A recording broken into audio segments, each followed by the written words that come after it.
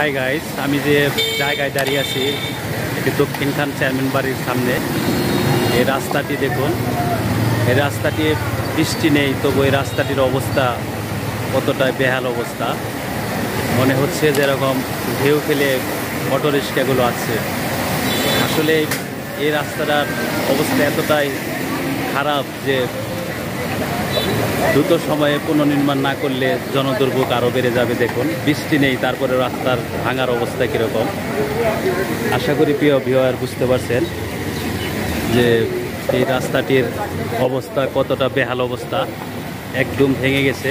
আর পানির এই অবস্থা, এটা ঢাকা দক্ষিণকার রাস্তা। এটা আপনারা বুঝতেই পারতেছেন রাস্তার কী অবস্থা।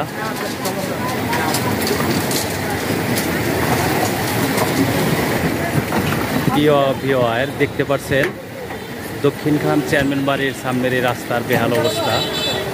পানি একদম ভরে গেছে রাস্তায়। আর অটো রিক্সাগুলো চলতে বোঝাই যাচ্ছে যে প্রায় অর্ধেক তলিয়ে যাচ্ছে। এটা দক্ষিণখান রাস্তার এরকম বেহাল অবস্থা। আসলে বিষয়টি ঊর্ধ্বতন কর্তৃপক্ষের সুদৃষ্টি কামনা করছি। দেখুন এই রাস্তাটির বেহাল অবস্থা।